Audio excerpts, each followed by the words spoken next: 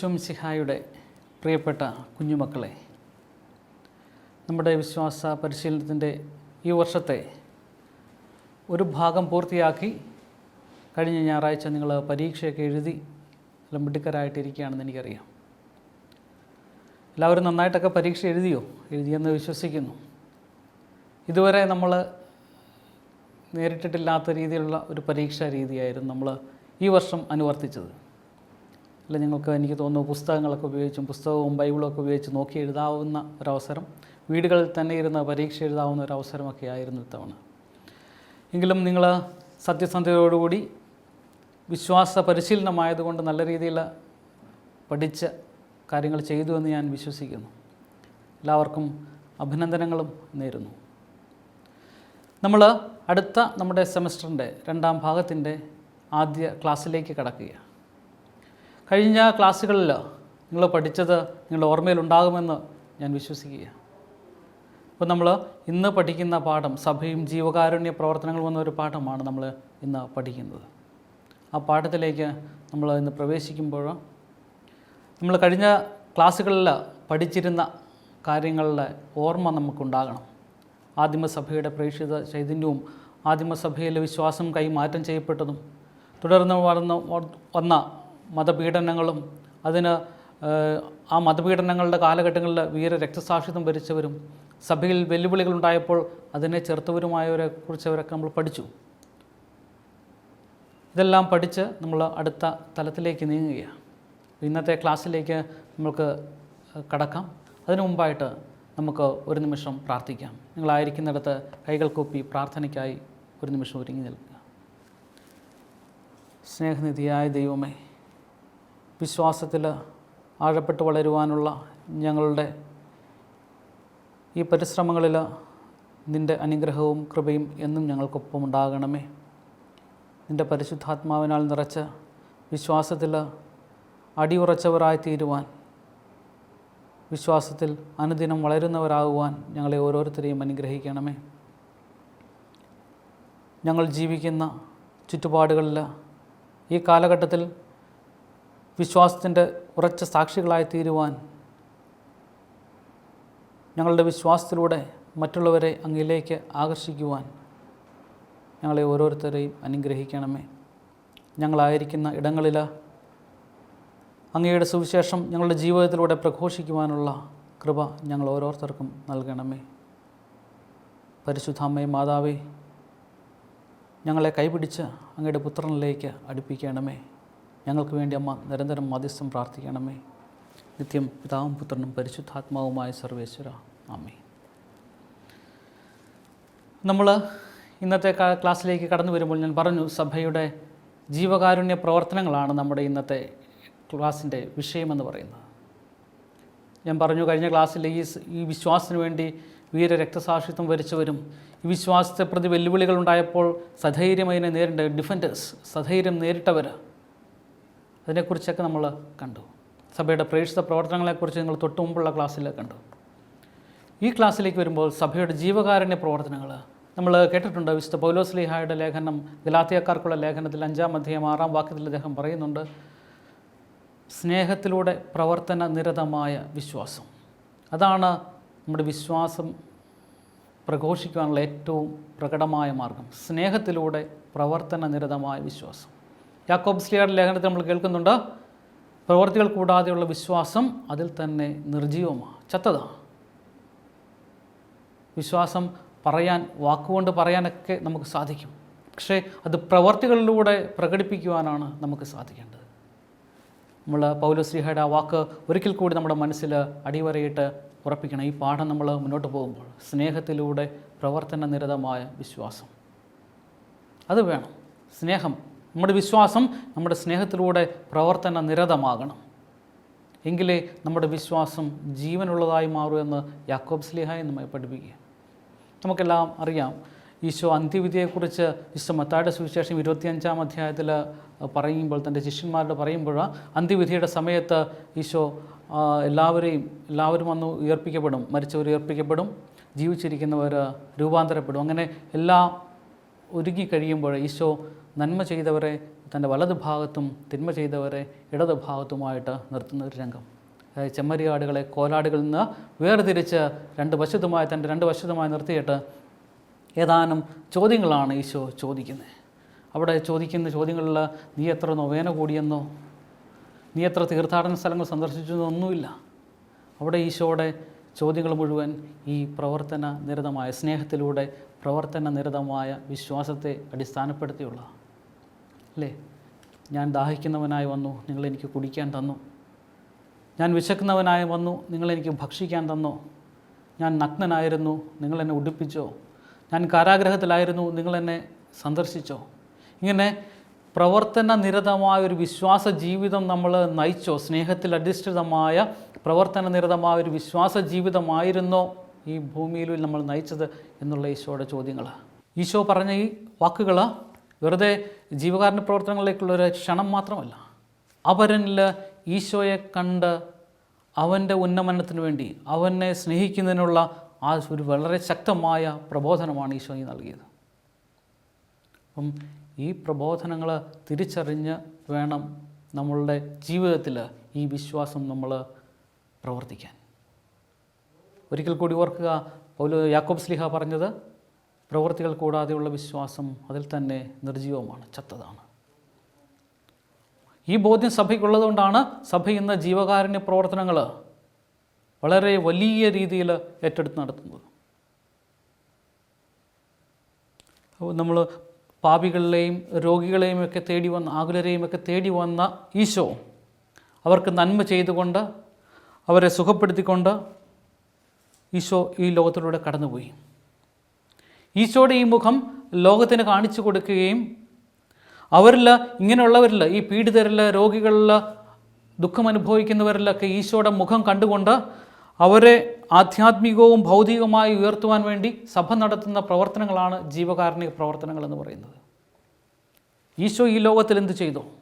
ഈശോ ഈ ലോകത്തിലേക്ക് കടന്നു വന്നത് അല്ലേ, പാപികളെയും രോഗികളെയും ആകുലപ്പെടുന്നവനെയും ഒക്കെ പീഡിതനെയുമൊക്കെ തേടി വന്നവനെ.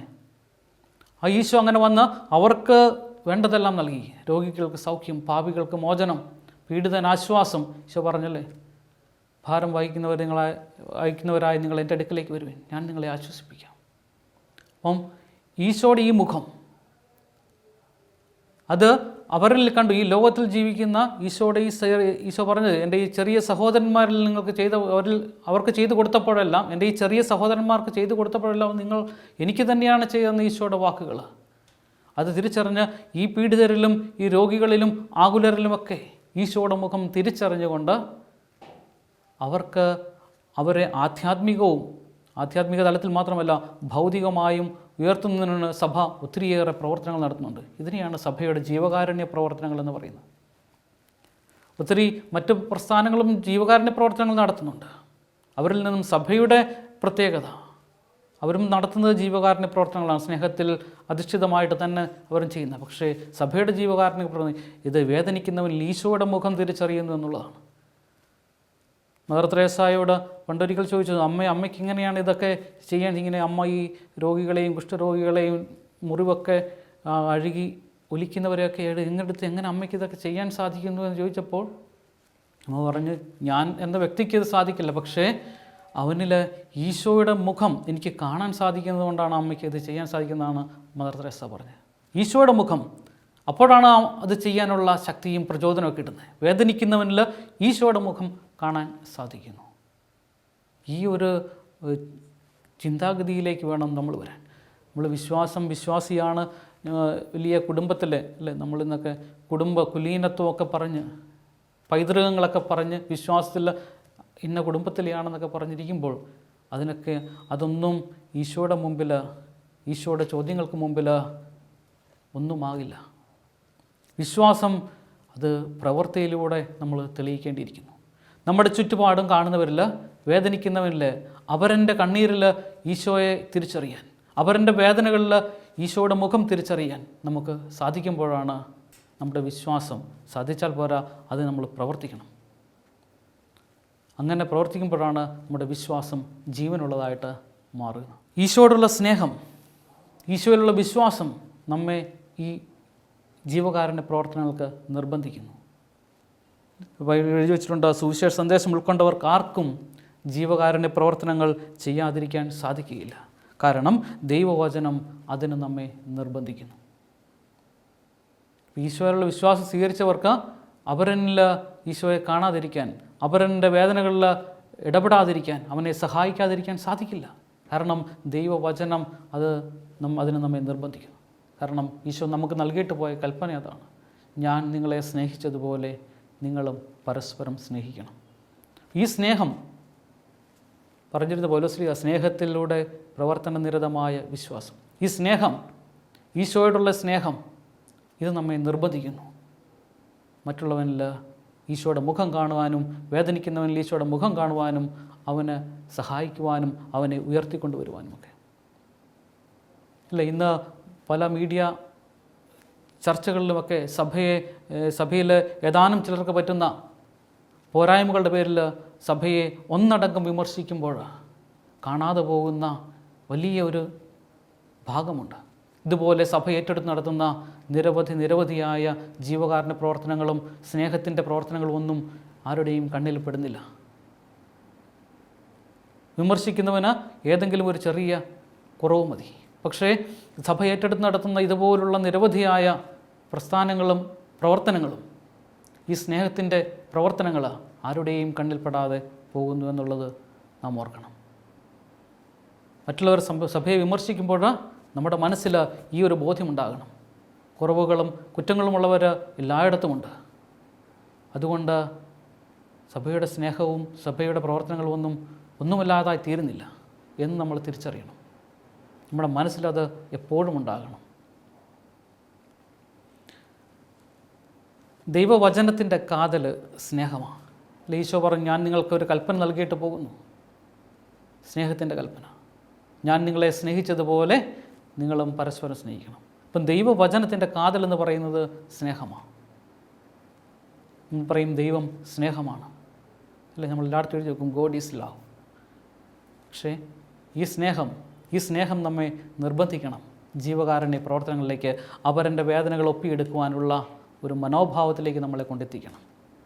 അപ്പോഴേ നമ്മുടെ വിശ്വാസത്തിന് ജീവനുണ്ടാകും. ഈ ഒരു ചിന്താഗതി ഉള്ളതുകൊണ്ടാണ് നിരവധി വ്യക്തികൾ അവരുടെ തന്നെ ജീവിതം ത്യജിച്ചുകൊണ്ട് അവരൻ്റെ വേദനകളിലേക്ക് കടന്നു വന്നത്.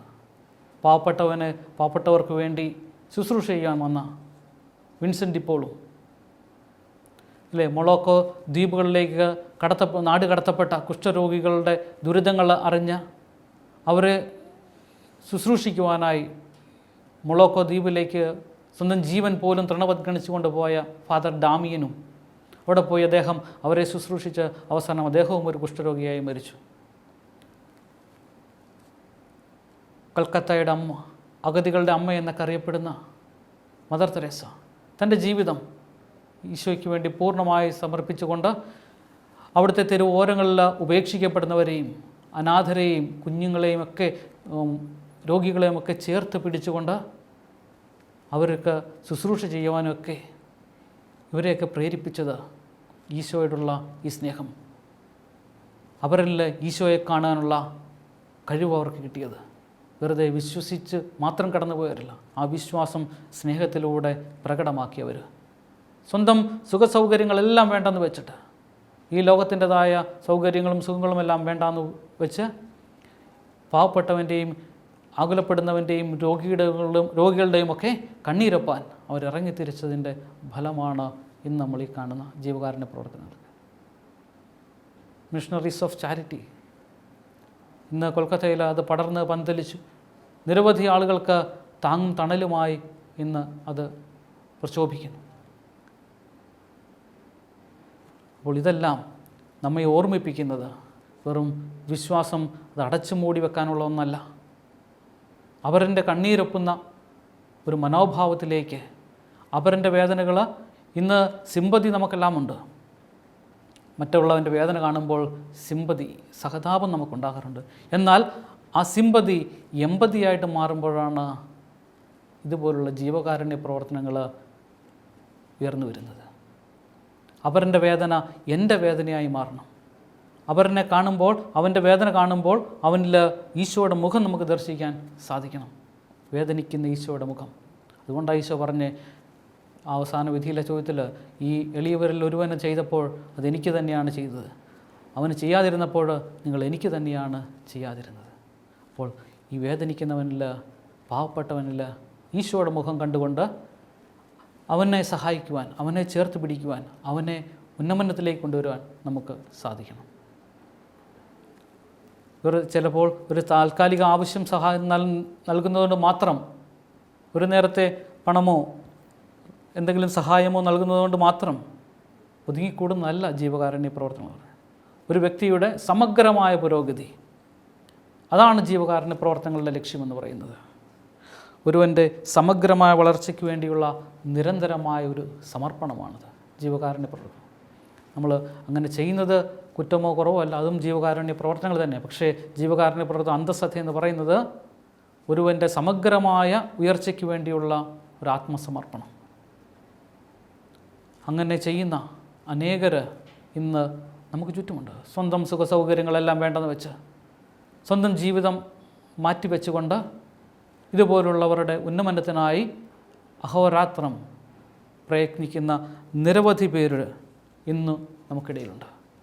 അവരെയൊക്കെ കണ്ടെത്തുവാനും അവർക്ക് വേണ്ടിയൊക്കെ ആത്മാർത്ഥമായി പ്രാർത്ഥിക്കുവാനും നമ്മളാൽ കഴിയുന്ന സഹായങ്ങൾ ചെയ്യുവാനും ഒക്കെ നമുക്ക് സാധിക്കണം. ഈ ജീവകാരുണ്യ പ്രവർത്തനങ്ങളിൽ പങ്കുചേരുവാൻ നമുക്ക് സാധിക്കണം. നമ്മൾ പഠിക്കുന്ന നമ്മുടെ ക്ലാസ് റൂമുകളിൽ, നമ്മൾ ജീവിക്കുന്ന ചുറ്റുപാടുകൾ, നമ്മുടെ അയൽവക്കങ്ങളിൽ, നമ്മുടെ സുഹൃത്ത് വലയങ്ങളിൽ, ഇവിടെയൊക്കെ ഈശോ ഈ പറഞ്ഞതുപോലെ വേദനിക്കുന്നവനുണ്ട്, വിശക്കുന്നവനുണ്ട്, സ്നേഹത്തിന് വേണ്ടി ദാഹിക്കുന്നവനുണ്ട്, ഒറ്റപ്പെട്ടവനുണ്ട്, കാരാഗ്രഹത്തിൽ അടയ്ക്കപ്പെട്ടവനുണ്ട്. അവരിലൊക്കെ ഈശോയുടെ മുഖം തിരിച്ചറിഞ്ഞുകൊണ്ട്, വേദനിക്കുന്നവൻ്റെ ഈ മുഖം തിരിച്ചറിഞ്ഞുകൊണ്ട് അവരെയൊക്കെ ഒപ്പം ചേർത്ത് പിടിക്കുവാനും അവരെയൊക്കെ സഹായിക്കുവാനും അവരുടെയൊക്കെ ഉയർച്ച, ഭൗതികവും ആധ്യാത്മികവുമായ ഉയർച്ച ലക്ഷ്യം വെച്ചുകൊണ്ട് സമഗ്രമായ വളർച്ചയ്ക്ക് വേണ്ടി പ്രയത്നിക്കുവാനും ഒക്കെ നമുക്കും സാധിക്കണം. എങ്കിലേ നമ്മുടെ ഈ വിശ്വാസം അർത്ഥപൂർണ്ണമാകും. ഈശോ ധനവാന്റെയും ലാസറിൻ്റെയും രൂപം പറഞ്ഞത് നമ്മുടെ മനസ്സിലുണ്ട്. എന്ത് നല്ല മനുഷ്യനാണ് അതിനകത്ത് ആ ധനവാൻ. അദ്ദേഹം ഒരു തെറ്റും ചെയ്തതായിട്ട് പറയുന്നില്ല. അദ്ദേഹം എന്തെങ്കിലും നമുക്ക് അറിയപ്പെടുന്ന, നമ്മൾ വിചാരിക്കുന്ന പോലുള്ള വലിയ ഘോര പാപങ്ങളൊന്നും ചെയ്തതായിട്ട് പറയുന്നില്ല. പക്ഷേ ആ മനുഷ്യൻ എത്തിച്ചേർന്നത് നരാഗ്നിയിലാണ്. അല്ലേ? നമ്മളോർത്തേ, നമ്മുടെ വീട്ടുപടിക്കലായിരുന്നു ലാസറിനെ പോലൊരു മനുഷ്യൻ വന്ന് കിടന്നിരുന്നതെങ്കിൽ നമ്മൾ എപ്രകാരമായിരിക്കും അങ്ങനൊരു മനുഷ്യനോട് ഇടപെടുക? നമ്മുടെ പഠിക്ക പോയിട്ട് നമ്മുടെ പരിസരത്തെങ്ങും കിടക്കാൻ പോലും ആ മനുഷ്യനെ അനുവദിക്കില്ല. പക്ഷേ ധനവാൻ അങ്ങനൊന്നും ചെയ്തില്ല. ലാസർ മരിക്കുന്നതുവരെ ഈ ധനവാൻ്റെ വീട്ടുപടിക്കലാണ് കിടന്നിരുന്നത്. അദ്ദേഹത്തെ ശകാരിക്കാനോ അവിടെ നിന്ന് ഓടിച്ചു വിടാനോ ഒന്നും ആ ധനവാൻ ചെയ്യുന്നില്ല. ഒന്നും അങ്ങനെയുള്ള ഒരു കാര്യവും ധനവാൻ ചെയ്യുന്നില്ല. ധനവാൻ പക്ഷേ നമ്മൾ ഓർക്കണം, നമ്മുടെ വീട്ടുപടിക്കലായിരുന്നു അദ്ദേഹം കിടന്നിരുന്നെങ്കിൽ. പക്ഷേ ആ ധനവാന് കിട്ടിയത് നരകം. എന്തുകൊണ്ട്? നമ്മൾ ചിന്തിക്കണം. കാരണം അവരുടെ വേദനകൾ കാണാനുള്ള കണ്ണില്ലാതെ പോയത്, അവരുടെ വേദനയിൽ ഈശോയെ ദർശിക്കാൻ സാധിക്കാതെ പോയത്, അതായിരുന്നു ധനവാന് വന്ന പോരായ്മ. അവരെന്നെ പരിഗണിക്കാതിരുന്നത്, അതായിരുന്നു ധനവാൻ്റെ പോരായ്മ എന്ന് പറയുന്നത്. അപ്പോൾ അവരുടെ വേദനകൾ കാണാതിരിക്കുകയും അവരുടെ ആവശ്യങ്ങൾ സഹായിക്കാതിരിക്കുകയും ചെയ്യുന്നത് നരകത്തിന് അർഹമാക്കുന്ന പാപമാണ് എന്ന് ഈശോ അവിടെ പറഞ്ഞു വെച്ചു. അപ്പോൾ നമുക്ക് ചുറ്റുമുള്ളവനിൽ, വേദനിക്കുന്നവനിൽ ഈശോയെ കണ്ട് അവരെ സഹായിക്കാൻ, അവരെ ഉയർത്തിക്കൊണ്ടുവരുവാൻ നമുക്ക് സാധിക്കണം. എങ്കിലേ നമ്മുടെ വിശ്വാസത്തിന് അർത്ഥമുണ്ടാകും. ഫ്രാൻസിസ് അസീസിയെക്കുറിച്ച് നിങ്ങൾ കേട്ടിട്ടുണ്ട്.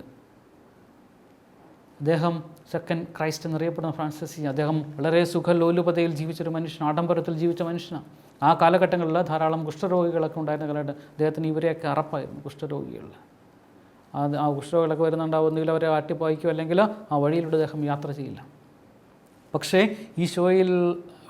ഈശോയോടുള്ള സ്നേഹം അത് ആഴമായി അനുഭവിച്ചറിഞ്ഞ ഫ്രാൻസിസ് അസീസി പിന്നീട് ഒരിക്കൽ അദ്ദേഹം പറയുന്നുണ്ട്, താൻ നടന്നു പോകുമ്പോൾ തൻ്റെ എതിരെ ഒരു കുഷ്ഠരോഗി നടന്നു വരുന്നത് കണ്ടു. മനസ്സിൽ ആകെ പ്രശ്നങ്ങൾ. പക്ഷേ അദ്ദേഹത്തിൽ ഈശോയുടെ മുഖം ദർശിക്കാൻ സാധിച്ച ഫ്രാൻസിസ് അസീസി ഓടിച്ചെന്ന് അദ്ദേഹത്തെ കെട്ടിപ്പിടിച്ച് സഹോദര എന്നും പറഞ്ഞ് ആലിംഗനം ചെയ്യുന്ന ഒരു രംഗം അദ്ദേഹം തൻ്റെ ജീവിതത്തിൽ പറയുന്നുണ്ട്.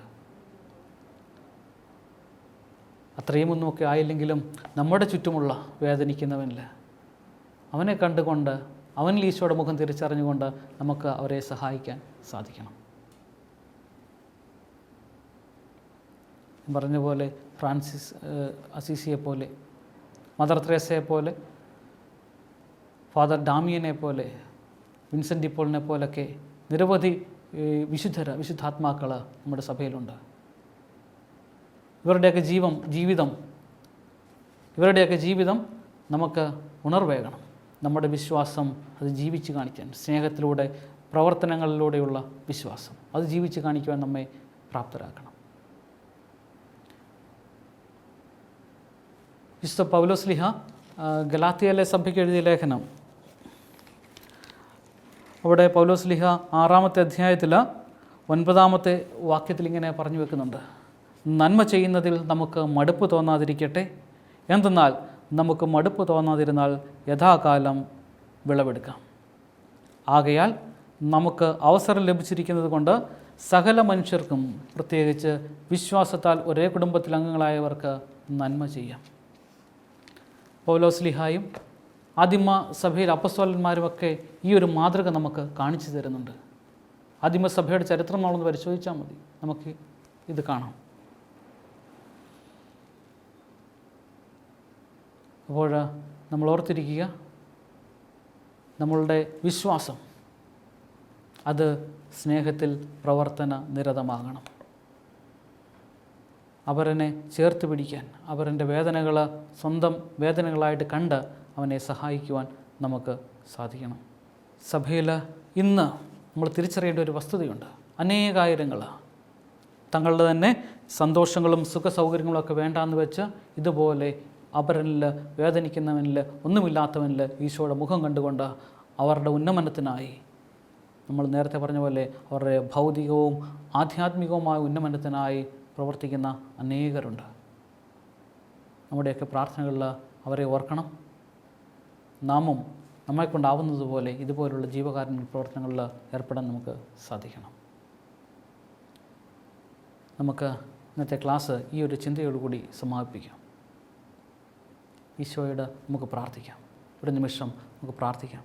ഈശോയെ, ഞങ്ങളുടെ ചുറ്റുമുള്ള വേദനിക്കുന്നവരിൽ നിൻ്റെ മുഖം തിരിച്ചറിയുവാൻ ഞങ്ങളെ കൊണ്ടാവുന്ന വിധത്തിലെല്ലാം അവരെ സഹായിക്കുവാൻ, അവർക്ക് ചെയ്യുന്ന ഓരോ സഹായവും അത് നിനക്ക് തന്നെ ചെയ്യുന്നതാണ് എന്ന് തിരിച്ചറിയുവാനുള്ള വലിയ കൃപ ഞങ്ങൾക്ക് നൽകണമേ.